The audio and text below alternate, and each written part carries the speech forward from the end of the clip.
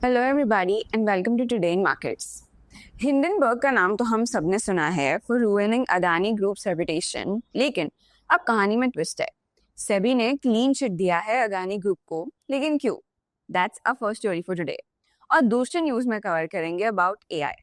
पिछले कई महीनों से सब इंडिया के अगेंस्ट बोलते हैं about AI and how our country isn't up there, लेकिन lo and behold we finally have our own AI जो अभी भी वर्क्स में है।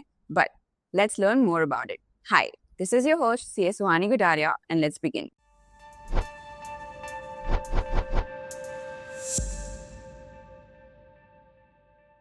अदानी वर्सेस हिंडनबर्ग, एक क्लोज चैप्टर। ये है हमारी कहानी। जनवरी 23 एक ऐसा महीना जिसने इंडिया के स्टॉक मार्केट को हिला के रख दिया था। US based short seller Hindenburg research ने एक एक्सप्लोसिव रिपोर्ट निकाला था अबाउट अदानी ग्रुप एंड उनके स्टॉक मैनिपुलेशन पर, अकाउंटिंग फ्रॉड पर और ऑफशोर शेल कंपनीज के थ्रू फंड रूटिंग जैसे बड़े बड़े इल्जाम लगाए गए। इस रिपोर्ट का इम्पैक्ट तुरंत दिख गया। अदानी जी के सारे जो ग्रुप के स्टॉक्स थे उनमें एकदम से तेजी से गिरावट आई और लगभग $150 बिलियन का मार्केट वैल्यू वाइप आउट हो गया। गौतम अदानी जी, जो कुछ महीने पहले दुनिया के टॉप 3 रिचेस्ट मेन में से एक गिने जाते थे, उनकी नेटवर्थ गिर गई और इन्वेस्टर्स का ट्रस्ट भी हिल गया। पॉलिटिकल डिबेट्स शुरू हो गई। सुप्रीम कोर्ट ने भी कहा कि सेबी ने इन एलिगेशंस को डिटेल में इन्वेस्टिगेशन करना चाहिए। 2 साल तक सेबी ने सारी चीजें देखी, trading records, disclosures, offshore structures, insider trading के एंगल्स, सब कुछ। मार्केट का हर पार्टिसिपेंट के दिमाग में एक ही सवाल था, क्या अदानी जी सच में गिल्टी है और ये सिर्फ एक शॉर्ट सेलर का गेम तो नहीं है? बट फाइनली 19 सितंबर को सेबी ने अपना फाइनल वर्डिक्ट दिया और वर्डिक्ट था, अदानी ग्रुप के अगेंस्ट कोई सबूत नहीं मिला है। There is no stock manipulation proof, there is no insider trading evidence and there is no related party fund routing violations. ये क्लीन चिट आते ही अदानी जी के स्टॉक्स ने धमाका कर दिया। मार्केट में एक रिलीफ रैली देखने को मिली। अदानी टोटल गैस 13% ऊपर चले गया है, अदानी पावर लगभग 9%, अदानी एंटरप्राइजेस 5% और बाकी सब अदानी कंपनीज भी आज ग्रीन में ही क्लोज हुई है। इन्वेस्टर्स ने इसे एक बहुत बड़ा कॉन्फिडेंस बूस्टर माना है। 2 साल तक जो रेगुलेटरी ओवरहैंग था वो अब खत्म हो गया है। अदानी जी ने तुरंत एक स्टेटमेंट भी दिया है जिनमें उन्होंने कहा है कि हिंडनबर्ग के एलिगेशन बेसलेस थे और अब क्रिटिक्स को माफी मांगनी चाहिए। उनके लिए ये सिर्फ एक मार्केट का इशू नहीं था, ये एक रेपुटेशनल कमबैक भी था। आज सिचुएशन ये है कि जहां 2023 में अदानी एम्पायर लगभग कोलैप्स होने के एज पर था, वही 25 में वो दोबारा अपना सेकेंड इनिंग्स के लिए रेडी है। स्टॉक्स रैली कर रहे हैं, मार्केट का ट्रस्ट वापस आ रहा है और सेबी की क्लीन शीट ने एक नया चैप्टर शुरू कर दिया है। लेकिन एक बात क्लियर है, दुनिया भर के इन्वेस्टर्स और क्रिटिक्स के लिए डिबेट खत्म नहीं हुई। कुछ लोग कहेंगे absence of evidence is not evidence of absence, मतलब सबूत का ना मिलना इसका ये मतलब नहीं है कि कुछ है ही नहीं। फिर भी इंडिया के कॉर्पोरेट हिस्ट्री में ये एक हिस्टोरिक टर्निंग पॉइंट बन गया है। एक ऐसी कहानी जिसमें एलिगेशंस, इन्वेस्टिगेशन और फाइनली एक रेगुलेटरी क्लीन चिट ने पूरे मार्केट का नैरेटिव बदल दिया है। और अब बात करेंगे इंडिया का सबसे बड़ा एआई प्रोजेक्ट। सोचो कि एक ऐसा एआई जो सिर्फ इंग्लिश या ग्लोबल कॉन्टेक्स्ट नहीं बल्कि भारत की हर लैंग्वेज और कल्चर को समझे। इसी ड्रीम को रियलिटी बनाने के लिए गवर्नमेंट ने स्टार्ट किया है भारत जेन, जो अब बन गया है इंडिया का हाईएस्ट फंडेड एआई प्रोजेक्ट, जिसमें गवर्नमेंट ने लगभग 988 करोड़ यानी $112 मिलियन इन्वेस्ट किए हैं। ये इनिशिएटिव सिर्फ एक टेक प्रोजेक्ट नहीं है बल्कि एक नेशनल मिशन है जिसमें हम अपने खुद के लार्ज लैंग्वेज मॉडल्स मतलब LLMs बना रहे हैं। ऐसे एआई जो भारत को डिवर्स लैंग्वेजेस और कल्चर्स को रिफ्लेक्ट करे। अब भारत जन का ऑब्जेक्टिव समझते हैं। अभी तक जितने भी बड़े एआई मॉडल्स हैं जैसे open AI, Google, Meta, Gemini, Copilot, उन सबका मेन फोकस है इंग्लिश और वेस्टर्न डेटा पर। बट प्रॉब्लम ये है कि इंडियन लैंग्वेजेस के लिए डेटा स्कैरसिटी और स्क्रिप्ट कॉम्प्लेक्सिटी की वजह से वो मॉडल्स प्रॉपर्ली काम ही नहीं करते।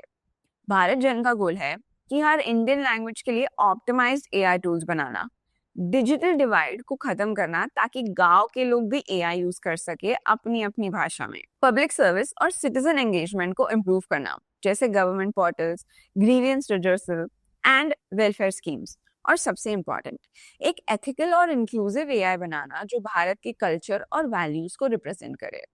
अब लेट्स अंडरस्टैंड कि भारत जेन काम कैसे करेगा। ये प्रोजेक्ट रन हो रहा है NMICPS मतलब national mission on interdisciplinary cyber physical systems के अंडर, और फंडिंग दी गई है DST मतलब department of science and technique. ये प्रोजेक्ट लीड कर रहे हैं IIT बॉम्बे का TIH फाउंडेशन, और उनके पार्टनर्स है from IIT Hyderabad, IIT Madras, Kanpur, Mandi और इंदौर जैसे टॉप इंस्टीट्यूट्स। इनका सबसे बड़ा अचीवमेंट है परम-1। सिर्फ 10 महीने के अंदर ही भारत जेन ने लॉन्च कर दिया है अपना पहला मॉडल परम-1, जो एक बायोलिंगुअल इंग्लिश हिंदी मॉडल है। ये मॉडल ट्रेंड है ट्रिलियंस ऑफ टोकन्स पर। सबसे बड़ी बात यह है कि ये एक ओपन सोर्स है, मतलब स्टूडेंट्स, रिसर्चर्स और स्टार्टअप इसे फ्री में यूज करके अपने एप्लीकेशंस बना सकते हैं। ये सिर्फ शुरुआत है। आगे चल के भारत जेन मल्टी मॉडल मॉडल्स बनाएगा जो टेक्स्ट, वॉइस और इमेज सबको हैंडल करेगा, और वो भी अलग अलग लैंग्वेजेस में। अब ये एआई मॉडल इतना इम्पोर्टेंट क्यों है for India? Because of AI sovereignty. अब हमें फॉरेन एआई पर डिपेंड होने नहीं पड़ेगा। अपने खुद के मॉडल्स होंगे जो अपने डेटा और नीड्स के हिसाब से ट्रेंड होंगे। कल्चरल इंक्लूजन, भारत के 22 ऑफिशियल लैंग्वेजेस और 1600 प्लस डायलेक्ट्स, सबको रिप्रेजेंटेशन मिलेगा। स्टार्टअप्स को बूस्ट मिलेगा। ओपन सोर्स मॉडल्स का मतलब है कि छोटे स्टार्टअप्स और यूनिवर्सिटीज भी इनोवेशन कर पाएंगे। बेटर गवर्नेंस होगा। इमेजिन कीजिए एक चैटबॉट जो आपके गांव की भाषा में गवर्नमेंट स्कीम्स समझ रहा हो। मतलब यही भारत जेन की पावर होगी। भारत जेन एक टेक प्रोजेक्ट से ज्यादा एक मूवमेंट है। ये एक सिग्नल है कि भारत अपना एआई खुद बनाएगा अपनी भाषाओं में और अपने सोच के साथ। ये सिर्फ एआई का प्रोजेक्ट नहीं है, ये भारत की आवाज को एआई के थ्रू दुनिया तक लेने जाने का प्लान है। अब चलते हैं न्यूज स्टार सेक्शन की ओर, जहाँ पे हम देख सकते हैं power grid corporation of India wins interstate transmission project in Madhya Pradesh. Power Grid Corporation of India has been declared the successful bidder for an interstate transmission system project under tariff-based competitive bidding. The project involves augmentation of transmission capacity and implementation of line bays at Mandsaur substation for renewable energy interconnection on a build, own, operate, and transfer basis. The company received the letter of intent on September 19th. The project comprises augmentation works at the under construction Mandsaur substation in Madhya Pradesh. उसके बाद हम देख सकते हैं that D Development Engineers approves 300 crore fundraising and share capital restructuring. D Development Engineers Limited board approved raising up to 300 crores through equity shares and other eligible securities, including convertible debentures and warrants. The fundraising can be executed through various methods, including public issue, right issue, preferential allotment, private placement और QIP.